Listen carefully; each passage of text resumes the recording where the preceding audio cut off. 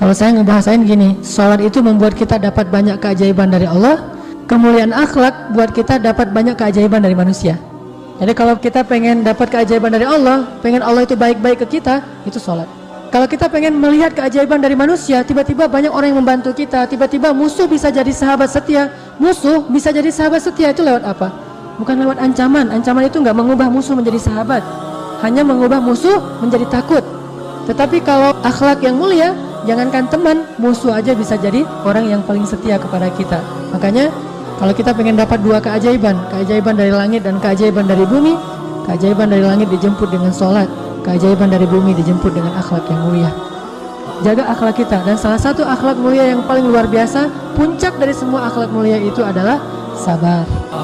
Sabar, belajar sabar menghadapi perangai manusia, belajar sabar menghadapi berbagai macam model manusia, belajar sabar terhadap gangguan orang lain. Apa kata Nabi? Al-mu'minul ladzi yukhalitun nas wa yasbir ala adahum khairun minal mu'minil ladzi lam yukhalitin nas wa lam yasbir ala adahum. Mukmin yang bergaul dengan banyak orang lalu bersabar atas gangguan mereka itu lebih baik daripada mukmin yang enggak mau bergaul dan enggak sabar dengan gangguan manusia. Sabar dengan gangguan banyak orang. Kalau perlu kita belajar sabarnya justru dari orang yang suka ngejengkelin kita. Kayak Ali banget tuh, Ali bin Abi Thalib. Pernah suatu hari pas dia udah jadi presiden, jadi khalifah, suatu hari dia panggil pembantunya. Jadi ada pembantu di rumahnya, dia panggil, "Ya fulan." Ini panggilan untuk orang yang tidak disebutkan namanya. "Ya fulan." Nggak ada suara. "Ya fulan," dipanggil sama Ali. Nggak ada suara. Dicari-cari. Ternyata dia lagi di kamarnya, lagi berbaring sambil mengangkat kedua kakinya. Jadi kayak orang bersiul gitu, santai di kamarnya. Padahal Ali dari tadi manggil-manggil. Kata Ali, "Ya fulan, kamu nggak dengar suara saya memanggil?" "Dengar," kata dia. "Terus kenapa kamu nggak menjawab?" "Sengaja, pengen tahu marah nggak gitu." Coba lihat pembantu kayak gitu tuh. Ada tuh nggak pembantu kayak gitu? Pasti bakalan dikurangin gajinya atau langsung silakan kamu pulang ke kampung kan gitu kan? Ini pembantu kayak gitu banget, sama bukan sama tuan biasa, sama khalifah presiden, bayangin. Sengaja pengen tahu marah apa enggak. Ali marah nggak tuh? Nggak marah, langsung tersenyum, ketawa. Ali udah nggak ada urusan lagi dengan dia, langsung keluar sambil ketawa. Dilihat oleh pengawal-pengawal dan pejabatnya, ditanya, "Ya Amirul Mukminin, kenapa engkau ketawa?" Kata Ali, "Itu tuh pembantu saya." Diceritain lah kisahnya. Yang marah justru pengawalnya dan pejabatnya Ali. Ali aja nggak marah, pejabatnya malah marah. Terus mereka bilang, "Ya Amirul Mukminin, ya sudah biar kami marahi dia, atau kita ganti aja. Kami punya banyak stok pembantu yang lain yang akan siap untuk bekerja di rumah Anda." Kata Ali, "Jangan. Justru aku lagi belajar sabar dari orang itu." Belajar sabar dari orang kayak gitu. Jadi kalau kita nemuin orang yang suka ngejengkelin, berarti itu guru sabar kita tuh.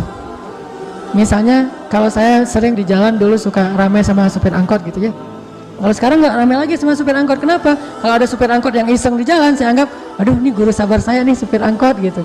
Ada yang motor mungkin yang kurang tertib, ini guru sabar saya. Pokoknya nemu orang yang ngejengkelin, berarti dia jadi guru sabar kita. Karena guru sabar itu bukan ustaz. Ustaz itu hanya ngajarin teori sabar, tetapi yang mengajarkan praktek sabar adalah orang-orang yang berperilaku jahiliyah di depan kita. Itulah yang mengajarkan kita praktek sabar yang sesungguhnya. Jadi kalau nemu orang yang buat kita jengkel, buat kita bete, buat kita ilfil, berarti dia sedang mengajarkan kita tentang sabar. Niatin aja, "Makasih ya guru ya udah ngajarin saya sabar," gitu banget tuh. Itu luar biasa ya. Inilah yang dilakukan oleh Ali bin Abi Thalib. Nggak marah langsung, justru malah beliau merasa, oh saya lagi belajar sabar dari orang itu. Sabar itu kalau kata ulama ibunya akhlak mulia.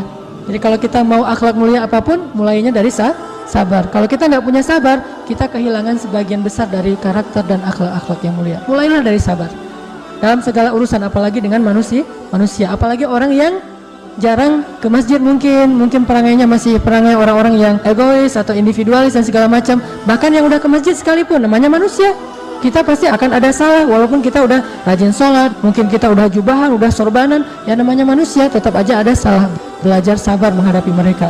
Kalau kita sabar, insya Allah yang musuh pun bisa menjadi kawan sejati atau bahkan pembela kita suatu saat nanti. Ini nih yang dimiliki oleh para sahabat, dilatih 13 tahun di Mekah, sabar banget.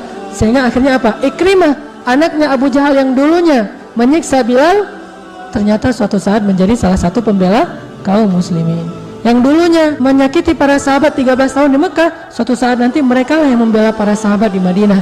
Jadi kesabaran itu adalah cara bagi Allah untuk menolong kita. Makanya disebutkan di sini, wasta'inu bis-sabri was-shalah. Akhlaknya adalah sabar, ibadahnya adalah sholat. Coba fokus dua itu aja.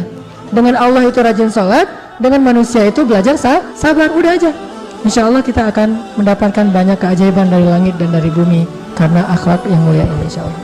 Karena akhlak yang mulia ini, insya Allah.